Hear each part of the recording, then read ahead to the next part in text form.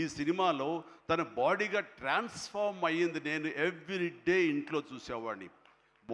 Early morning లెగిచి exercise చేసి క్రమం తప్పకుండా ఎక్సర్సైజ్ చేసి మళ్ళీ పగలంతా ఇక్కడ యాక్షన్ సీక్వెన్స్లో పాల్గొని అలిసిపోయి ఇంటికి వచ్చి స్నానం చేయకుండా మొహం గడుక్కుని ఒక సూప్ తాగి కొంచెం ఎనర్జీ గెయిన్ అయిన తర్వాత మళ్ళీ 9 to 10 ఈవినింగ్ మళ్ళీ ఎక్సర్సైజ్ చేసేవాడు. నేను అన్నాను, అవసరమా ఇది, ఇలా చేస్తున్నాడు వీడు, అవసరమా అంటే, లేదు రేపు మార్నింగ్ మళ్ళీ ఫ్రెష్గా ఉండాలి, బాడీ లేకపోతే సహకరించదు, రేపు పొద్దున మళ్ళీ యాక్షన్ సీక్వెన్స్లు ఉన్నాయి, ఈ రెజ్లింగ్ ఉంది నాకు, అది ఇది అని చెప్తుంటే కనుక వాళ్ళ అమ్మ చాలా బాధపడిపోతుంటుంది. కానీ నాకైతే మాత్రం శబాష్, కష్టాన్ని నమ్ముకున్నాడు, నాకేంట్లే అనే ధోరణిలో లేడు. నేను మనస్ఫూర్తిగా అంతరాలలో మనసుల్లో నేను తన్ని చాలా ఎప్రిషియేట్ చేస్తూనే ఉండేవాడిని. ఒకరోజు సడన్గా ఫోన్ కాల్ వచ్చింది, బాబుకి చరణ్కి ఒక దెబ్బ తగిలింది సార్, గబుని హాస్పిటల్కి తీసుకెళ్ళి. అనగానే ఎలా ఉంటుంది, ఏం దెబ్బ తగిలింది, ఎంత తగిలింది, ఎంత ఇదేంటి, ఈ యాక్షన్ సీక్వెన్స్ అంటున్నాడు మాకు తెలుసు అనేసరికి ఏం దెబ్బ తగిలింది సార్, మీకు ఫోటో పంపిస్తానని ఫోటో పంపించారు. ఫుల్ ఈ కన్నంత ఎర్రగా అయిపోయి కిందంతా రక్తధారతో వస్తే ఆ స్టిల్ చూసిన తర్వాత కన్నుకి ఏమైనా అయిందా, కన్నే పోయిందా అనే భావంతో కంగారు పడిపోయాం. వాళ్ళ అమ్మకు చూపించకూడదా అని చెప్పేసి, ఏంటంటే ఇది బాబు హాస్పిటల్ చిన్న ట్రీట్మెంట్ అంట, ఏదో చిన్న ఇదంట అని అన్నానే. కానీ ఆ డాక్టర్ మన సుధాకర్ ప్రసాద్ గారు, ఆయన కాస్మెటిక్ సర్జన్, ఆయన చూసి ఆయనతో మాట్లాడిన తర్వాత చాలా అదృష్టం అండి, కన్ను గుడ్డు పోవాల్సింది పోకుండా ఐబ్రోకి కింద నుండి బోన్ దగ్గర అవతల ఒక డ్రెస్లర్ ఒక గుండు వచ్చి హిట్ చేసింది, అది కట్ అయింది కిందంతా, అంతే తప్ప ఇంకేం కాలేదు, అవి నేను ఎలాంటి ఇబ్బంది లేకుండా నేను స్టిచెస్ చేస్తున్నాను అని చెప్పిస్తూ అంటున్నాడు. ఒక 7-8 పడ్డాయి ఫీచర్స్. ఆ తర్వాత అన్న తర్వాత ఒక సై ఆఫ్ రిలీఫ్ అమ్మాయి, అప్పుడు చెప్పిన వాళ్ళ అమ్మకి పెద్ద ప్రమాదం ఏం కాదని చెప్పేసి. సో అలాంటివి ఉన్నప్పుడు, అంత కష్టం తీసుకుంటున్నప్పుడు నేను బాధపడే కంటే కూడా సంతోషపడ్డాను ఎస్ అని. ఇలాగా ఇది జరుగుతున్నప్పుడు నాకు ఒక పాత ఇన్సిడెంట్ ఒకటి గుర్తుకొచ్చింది. గూండా సినిమా, అది 1983 ఎండ్లో అనుకుంటా, బహుశా నాకు ఇంకా అప్పుడు చరణ్ పుట్టలేదు, మరి కడుపులో పడ్డాడేమో తెలియదు నాకు, ఆ సినిమా టైమింగ్ అది తెలీదు. ఆ సినిమాలో ఒక ట్రైన్ కింద నేను హ్యాంగ్ అవుతూ ఆ రాడ్ పట్టుకుని క్రాల్ అవుతూ పాకుతూ వెళుతూ ఉంటే, రన్నింగ్ ట్రైన్లో ఒక 30-35 కిలోమీటర్ స్పీడ్లో వెళ్తూ ఉంటే కెమెరాలు 4 పక్కల ఫిక్స్ చేసేసారు. అలా చేసుకుంటూ వెళ్ళిన తర్వాత అక్కడ మా నాన్నగారు ఉన్నారు. ఆయన అప్పుడప్పుడు నా షూటింగ్స్కి వస్తుండేవారు, రాజమండ్రి అటు వెళ్ళినప్పుడు. ఆయన చూసిన తర్వాత ఎందుకో కడుతారు, డూపో లోపల పడుకుంటాడేమో అనుకుంటే నేనే పడుకునేసరికి నాన్న కంగారు పడ్డారు. ఒక 2 కిలోమీటర్ల తర్వాత బండి ఆగింది. అక్కడి నుంచి మళ్ళీ తిరిగి వెనక్కి వచ్చేసరికి నాన్న కంగారుగా, ఇంత కష్టం పడాలా నువ్వు, ఇలా చెయ్యాలా, ఇలాంటి షార్ట్లు డూప్లు ఉంటారు కదా, నువ్వెందుకు వెళ్ళాలి, ట్రైన్ కింద నువ్వు దూరటం ఏంటి, వెళ్ళటం ఏంటి, ఒక 3 ఇంచెస్ కిందకి వెళ్తే కంకర్రాళ్ళు తగులుతుండే కదా, ఏమైపోతావు అని చెప్పేసరికి, నాన్న ఇలాంటి చేయకపోతే కనుక మరి నా అభిమానులు ఎలాగా ఆనందపడతారు, వాళ్ళని అలరించడం కోసం నేను చెయ్యాలి, మీరు ఇలాంటివి చెప్పి నన్ను డిసప్పాయింట్ చేయకండి, మీకు తెలియదు, ఊరుకోండి, ఏం పర్లేదు, ఏం కాదు, అన్ని రకం జాగ్రత్తగా ఉన్నాం కదా అంటే, ఇప్పుడున్నంత సేఫ్టీ హార్నెస్లు కానీ సేఫ్టీ ప్రికాషన్స్ కానీ ఆ రోజులు లేవు.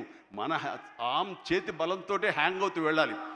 అండ్ అది చూసిన తర్వాత నాన్న ఒక మాట అన్నారు, రేపు పొద్దున ఇప్పుడు అమ్మాయి కడుపుతో ఉంది, అది అమ్మాయి పుడతారు అబ్బాయి పుడతారు మాకైతే తెలియదు, కానీ వాడు అబ్బాయి అయితే కనుక వాడు రేపు పొద్దున సినిమాలోకి వస్తే కనుక వాడు స్టార్ అయితే, వాడు ఇలాంటి కష్టాలు పడితే, ఇలాంటి దెబ్బలే తింటే నా బాధ ఏంటో నీకు అప్పుడు తెలిసి వస్తుందిరా అని చెప్పి నాన్న అన్నప్పుడు, లేదు ఈ కంటి మీద దెబ్బ తగిలింది, మణికట్టు ఫ్రాక్చర్ అయ్యింది అని అన్నప్పుడు నాకు మా నాన్నగారు గుర్తుకొచ్చారు.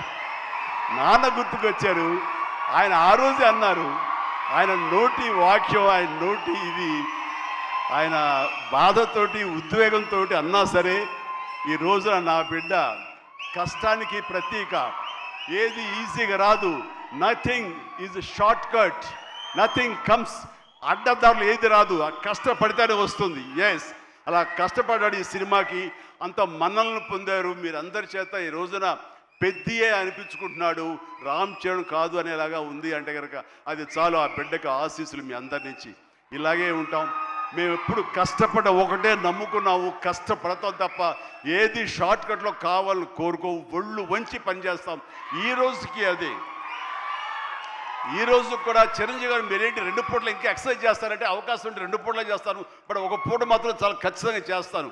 ఇద్దరం జిమ్లో ఒకరు పోటీ పడుతుంటాం అనమాట. మరి సరదాగా పర్సనల్ విషయాలు మీతో నేను షేర్ చేసుకోవడం ఆనందంగా ఉంది. అండ్ చరణ్ ఈ సినిమాలో తను నటించలేదు, జీవించాడు. అందుకనే ఇంకా చిరంజీవి కాదు, తను చరణ్ జీవి అని మీ నుంచి వచ్చిన మాట ఇది.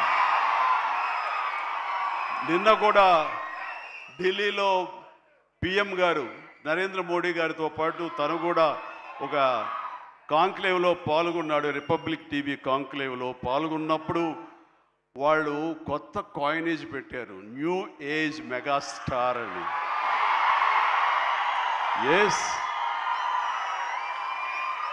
మనం ఇలాంటి అవకాశాలు నాకు రాలేదు, కానీ చరణ్కి వచ్చింది. చరణ్ దాంట్లో నిరూపించుకుని ఒక అడుగు ముందుకు వెళ్తున్నాడు. కాబట్టి చరణ్ ముందుంచి నేను